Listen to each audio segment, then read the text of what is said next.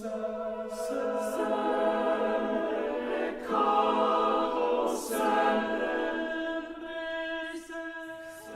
to the Choral Connection, a series of interviews with musicians with whom Maestro Harold Rosenbaum has collaborated over his 47-year international conducting career. We hope you are inspired by their artistry and the stories they have to tell. For more about the series, please visit www.haroldrosenbaum.com.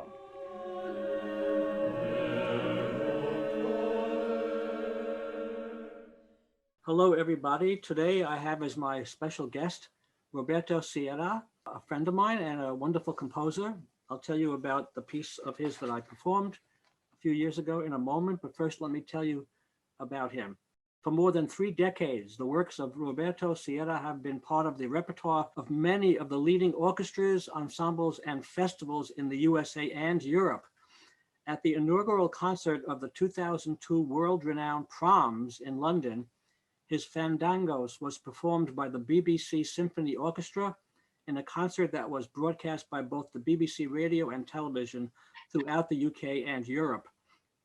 Many of the major American and European orchestras and international ensembles have commissioned and performed his works, including the Philadelphia Orchestra, the Atlanta Orchestra, and the New York Philharmonic, and the Los Angeles Philharmonic.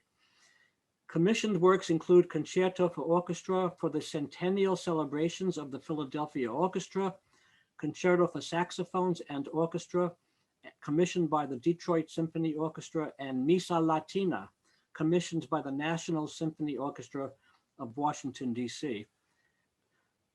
And remind me, after I finish reading this, I had an interview with Leonard Slatkin yesterday, and I told him, you know, you and I both commissioned Roberto Sierra to write Misa Latina. How can that be? I'll discuss this later. In 2017, he was awarded the Tomás Luis de Victoria Prize, the highest honor given in Spain to a composer of Spanish or Latin American origin. In 2003, he was awarded the Academy Award in Music by the American Academy of Arts and Letters.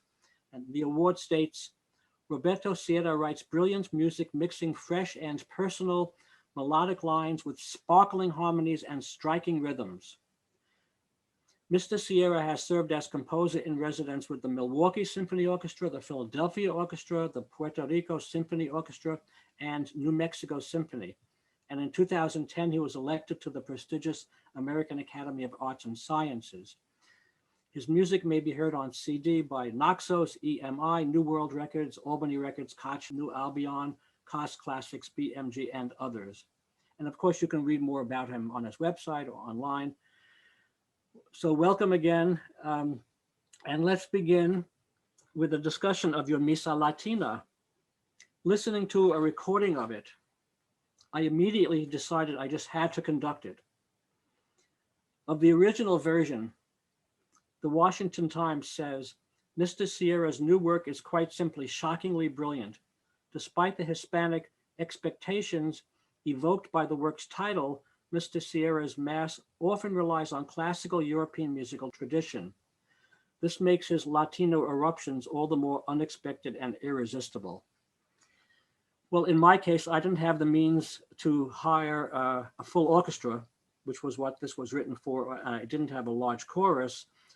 So you kindly consented to be commissioned to write for a chamber ensemble, and I was able to perform it.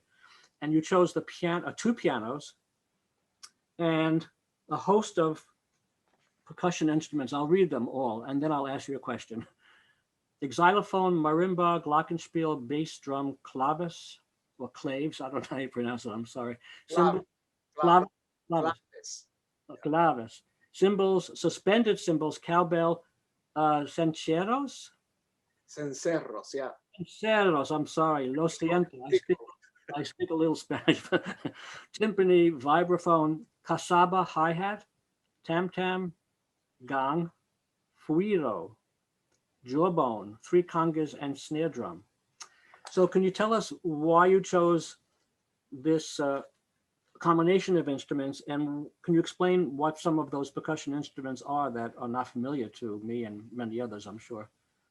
Well, I believe that most of these instruments, not all, I don't remember exactly now, are in the original score. So, and of course, these are the instruments, some of them, and I'll explain some regarding your question, are the ones that have the sort of origins in the Latin tradition, in the sort of Latin American or Caribbean tradition. You have the guiro, which is a gourd that you scrape like that, and it produces a sound. The cassava is not a maraca; it has like beats around it, and you play like this, and it also produces a sound. So basically, the jawbone is the one that you hit, and it produces a rattle. So all these instruments are within the Latin tradition, and therefore they are in the original score. These ones that I just mentioned, and they are also in this new version that you commissioned for two pianos and percussion. Right. It was amazing to me that um, I guess I shouldn't be amazed, but in New York City, you know, you can secure anything. And I hired Barry Santani, who I've worked with for decades. He plays with the Orchestra of St. Luke's, and he also has a percussion rental business. So he was able to secure all these instruments, and I think we had four. You would know. I think 4 or 5 percussionists altogether. I can recall. I mean, yeah, but given the number, it's probably true that there were that many there. Yeah. Yeah. Your output of works is enormous. How have you had the time to do this much composing while maintaining a university position? And can you describe the pleasures of mentoring student composers? Well, needless to say, I work very hard. I mean, I usually in the last decade or so, I start working around 7 a.m. And then when I have to do classes, I stop and I do whatever I have to do. And then come back, and sometimes I can work a little bit more. Sometimes I just can't because you're mentally drained. Right. So it's a matter of working hard at taking it seriously. For me, composing is like oxygen. In fact, if I don't do it for 1 or 2 days, I get nervous. I get impatient. Mm-hmm. It's part of what I do, part of who I am. And I just mentioned teaching, which is the part that will interrupt the composing, because that's what I do at Cornell. I am a professor of music, and mentoring is fascinating. In fact, I just finished teaching a class of undergrads that never took composition before, and it's amazing. I mean, what bright kids can do. Uh, Composing is difficult, and handling the different parameters and Right. the vertical aspects, the horizontal ones, and making sense out of it is not easy. I have to say I was very impressed, and again, this is from people who had very little experience or none at all. They never had a composition class before. What is interesting now, and perhaps different from decades ago, specifically even more from when I was a student, is that the classical repertoire is not anymore common language. I mean, they would know about video game tunes, about movie tunes, and all of that. That is very interesting to me, because it's like a Beethoven sonata that one would presume they would know. They wouldn't know it, and it's something that in the time I was a student, people would know. Not all the sonatas or the string quartets, but certain pieces they would know. So it's a different way that you have to approach them now. You cannot expect them to know what we know, but they nevertheless have the capacity of creating music within what they know. And sometimes it's very interesting, actually, what they do. Right. I hear this time and time again from major composers like you. I was talking to Osvaldo Golihov the other day, and Thea Musgrave. I was just recently talking to. Everybody's saying the same thing, that it's not as homogeneous as it was, and young people, they know so many different traditions, and they integrate pop music, and they integrate so many different things into the music, as you do. Yeah. It's amazing. And I also I know that um, the composers I know who I've talked to about about their process of composing, and all say they get up early and they just, charge ahead. Like Augusta Reed Thomas once told me she's up at 4 o'clock composing. I know Thea Musgrave starts off, and there's just a certain amount you can do per day, I guess. 4 o'clock for me is too early. Yeah, of course. But 7:30, because I can wake up at 4. I usually do, but I need, Yeah, of course. get going. Yeah. Well, I'm sure if she starts composing at 4, she doesn't go all day. I mean, you need a nap too, but That's but right. but do you find, in your case, do you find like you wake up with ideas? I mean, is it pretty free flowing, and then, or do you have to struggle? Sometimes you sit and struggle because nothing's there for you, or do you? So sometimes it's not in the waking up, but during the day, the piece keeps ruminating in my mind, and I think of a possibility of something I was working on that could be integrated. And I usually remember. Sometimes I don't. I say, what was that I was thinking about?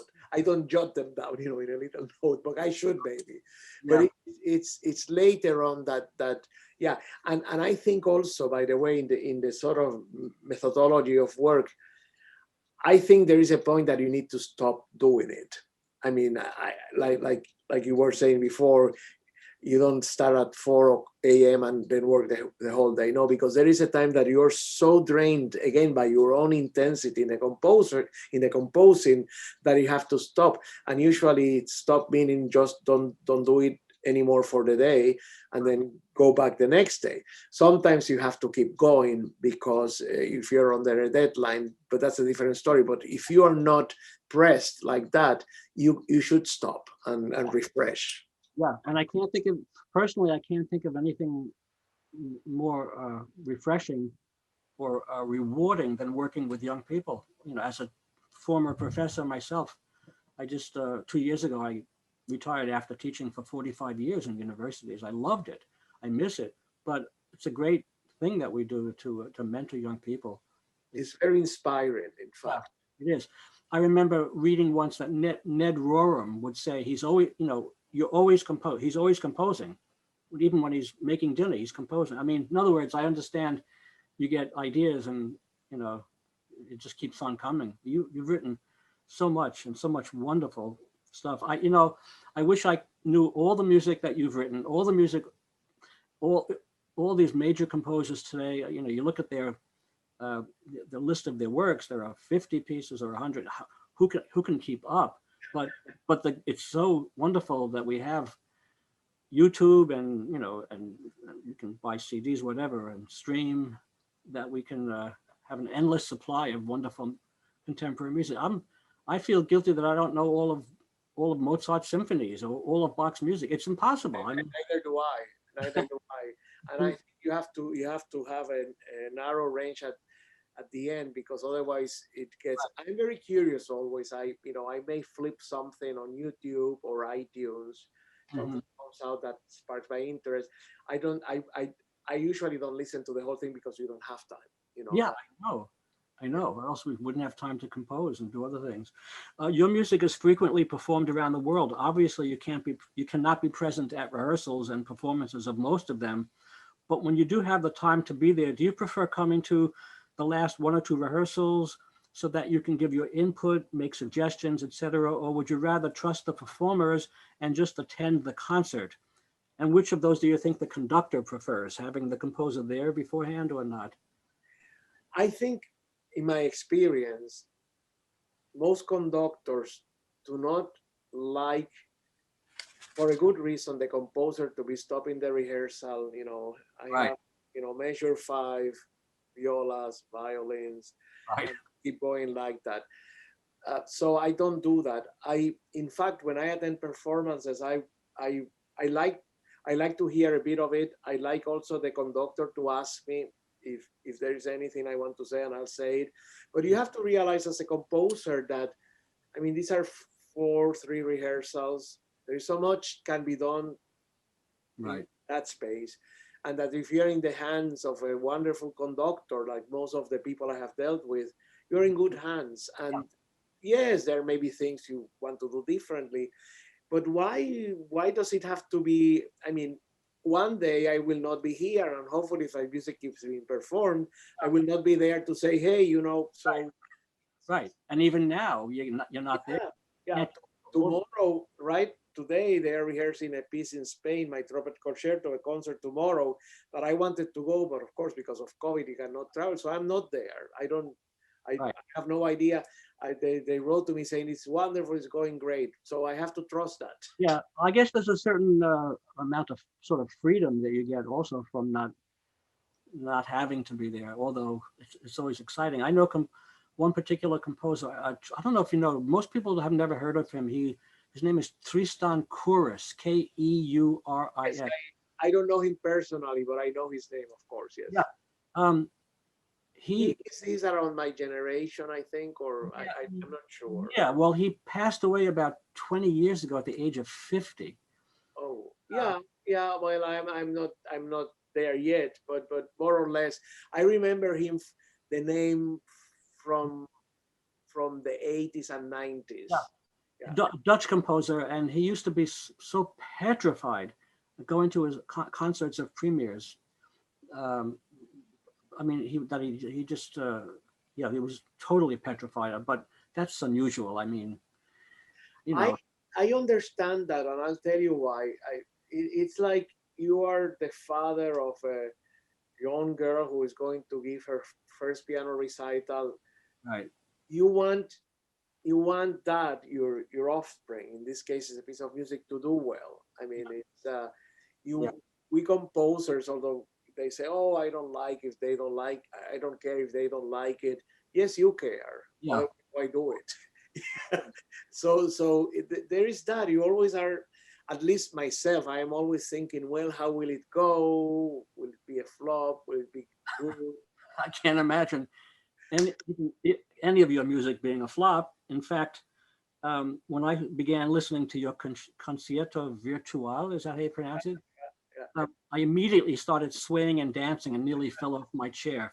Frankly, a, a critic said of a piece of yours, the work quickly establishes its basic pattern of subdued. I mean, this is not the Concierto Virtual, but a piece of yours. I don't know which one, but a critic once said, the work quickly establishes its basic pattern of subdued passages punctuated by outbursts from the brass and enlarged percussion section, or alternating reverential expressions with celebratory ones, bustling with propulsive Latin rhythms and salsa flavoring. The overall effect is compounded of luscious harmonies, rhythms layered upon other rhythms, some haunting themes and colorful orchestrations. A hymn-like interlude gives way to a calypso beat. A section stressing the standard symphonic complement of strings gives way to one sparked by xylophone, bongos, and maracas. After an inspired a cappella passage, the Alleluia finally bursts forth like a Caribbean holiday. This might be the Misa Latina. I was going to say, yeah, because of the Hallelujah. That's the only Hallelujah I ever wrote. Well, that settles that. Yeah. Well, now, can you explain or even demonstrate what a Latin rhythm is and what a calypso beat is? I don't think I use calypso beat. I think the person who wrote that sort of took what I was doing there, calypso, sort of generalizing the popular sort of rhythm. But for example, in the Misa, the Gloria,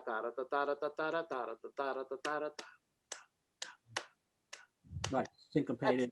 that's that popular beat, which is comes from the clave rhythm. The clave is the instrument, but it's also the rhythm used in salsa, and this is just the first half of the rhythm. The complete rhythm is ta ta ta ta ta.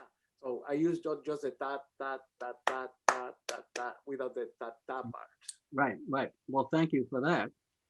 Ah, when I first heard the Misa Latina, it's something was something very foreign to me. I mean, and just so wonderful. I just said I have to do this, and my singers loved it. They were I am very grateful for you to have done this, because I really needed this other version.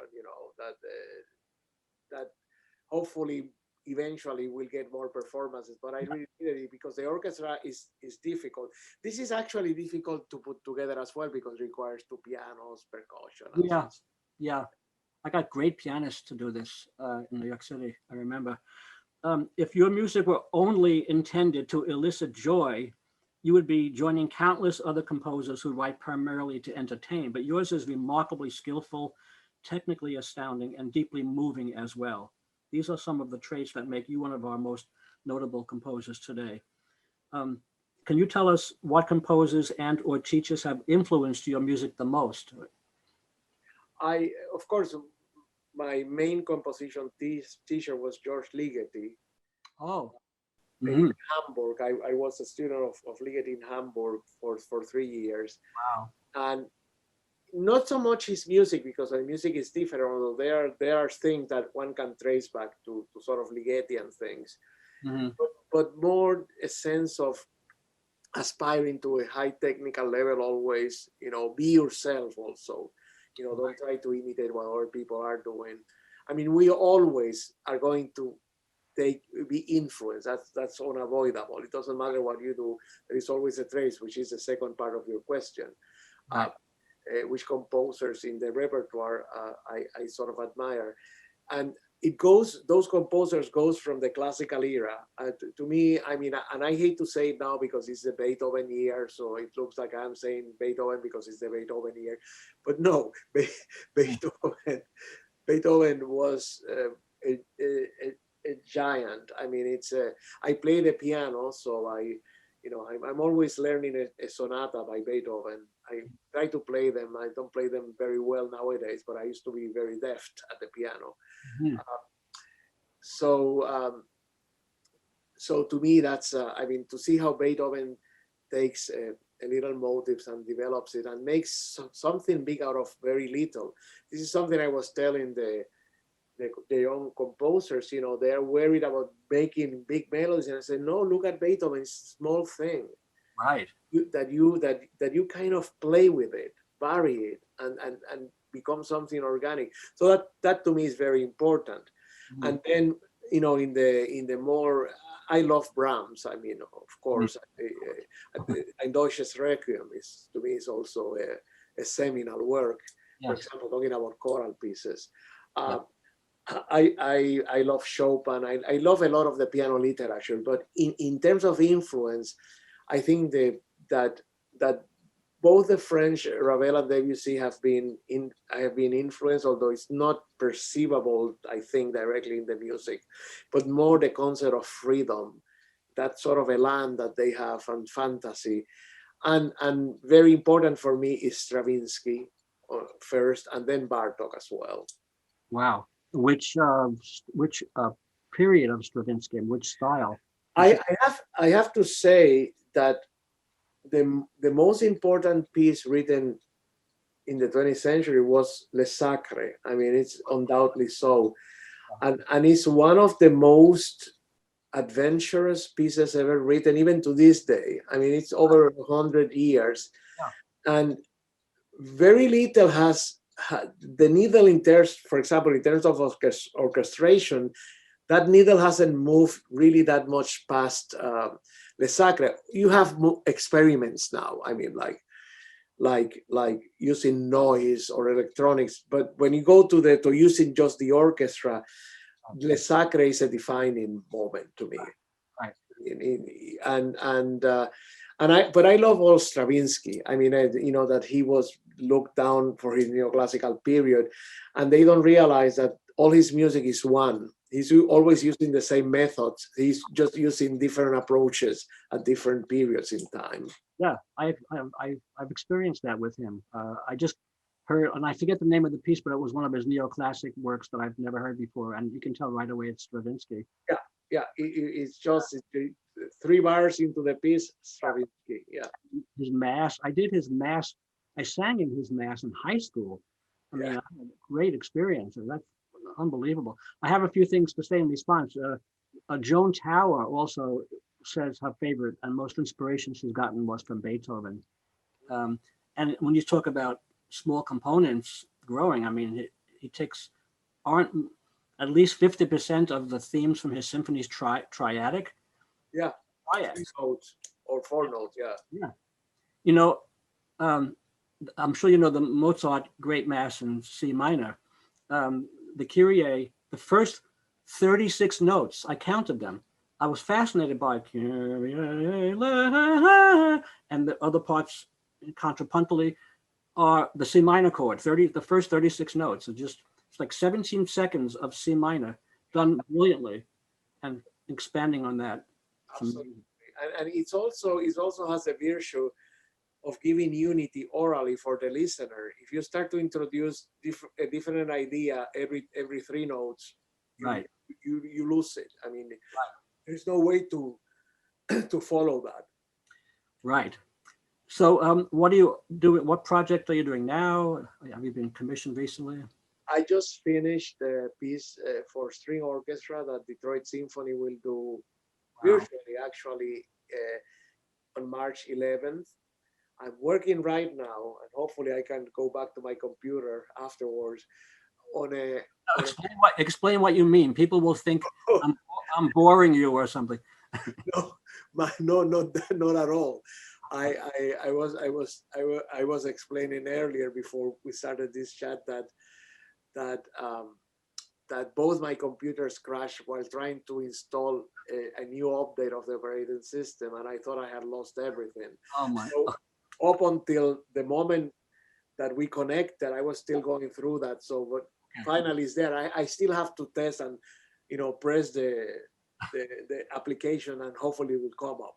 That I don't know yet. I will find out. So where was I before I? Oh, who knows? What were you? Oh, you were talking about. You were talking about the performance of the Detroit Symphony in March. Yeah. Oh no, the horn trio. Yes, this is a new piece that I'm working right now. It's for a group in Spain. They commissioned it, and they're going to record it in April. So I have to finish that one very soon, and then I'm working on my sixth symphony as well. And also I have another commission for a violin concerto. I cannot reveal the symphony or the violin concerto because they haven't been announced officially yet.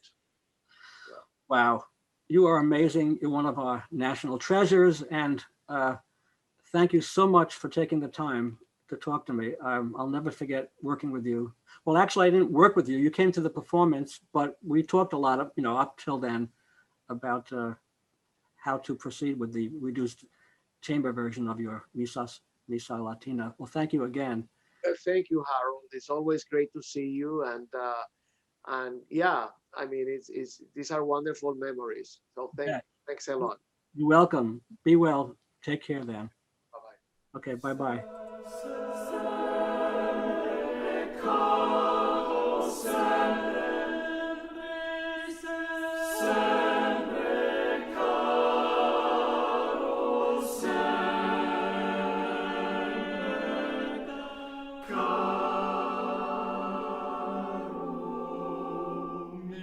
Quali